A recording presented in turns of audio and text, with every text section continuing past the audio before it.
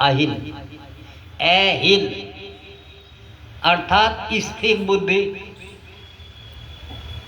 चंचल बुद्धि ना होकर, चलायमान ना होकर, प्रभु की आस्था में, प्रभु के विश्वास में जो स्थिर हो गई बुद्धि, उसका उद्धार हो गया। तो रामचरितमानस में वही अहिल है, अहिल स्थिर बुद्धि, निश्चयात्मक बुद्धि। जो प्रभु में ठहर गया, कल्याण हो गया। ठहरना ही तो मुश्किल हो रहा है,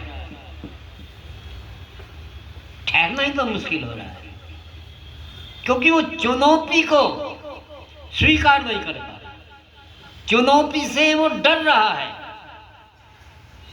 जब उसके सामने कोई चुनौती आती है, जैसे कोई बच्चा हर बार परीक्षा से डर जाता है और परीक्षा के बिल्कुल इर्द गिर्द, वो अपने आप करके नहीं, का मनोबल लड़खड़ा जाता है और वो बीमार हो जाता है और परीक्षा छोड़नी पड़ती है। तो हम चुनौती को स्वीकार नहीं कर पा रहे, हम परीक्षा देने से पहले ही बीमार हो जाते हैं। तो क्या हम भी पार हो जाएंगे? हो गई। पहले मनोबल हमें बना, बुद्धि को स्थिर करना पड़ेगा और आँख बंद करके हमें प्रभु में खड़ा हो जाना है कि आप जो हो जाए हो जाए। अब सिर में डंडा लगे कि सिर पर प्रभु का हाथ हो, तो हमें तो आँख बंद कर देना। यही अहिल अवस्था है। आने वाली हर चुनौती को स्वीकार किया जाएगा, आने वाली हर चुनौती को स्वीकार किया जाएगा। जीवन के हर पतझड़ को बसंते बहार किया जाएगा। ये तो जरूरी नहीं कि हर जगह सेतु बने हो, दरिया को तैर कर भी उस पार किया जाएगा, पार किया जाएगा। ये जीवन के जीने के सूत्र है, सिद्धांत है, इन्हें समझ लो। रामायण में, गीता में, महाभारत में, ग्रंथ में, वेद में आपको क्या मिलेंगे? सूत्र मिलेंगे।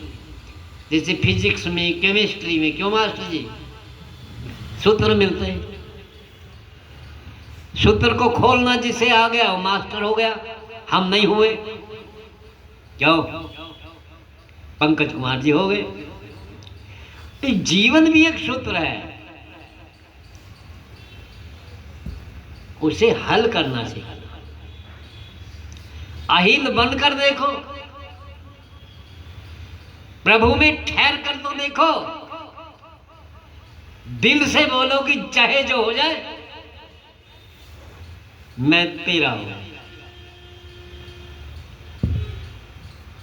और जो कहा है वही कर दो।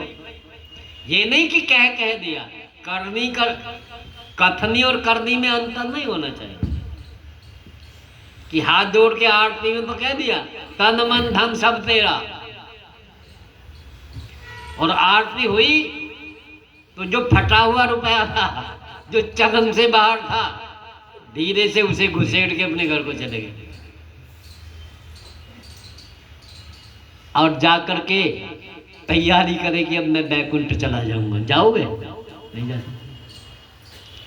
करनी और कथनी में अंतर नहीं। आप ये दिल से बात करके देखो, दिल से,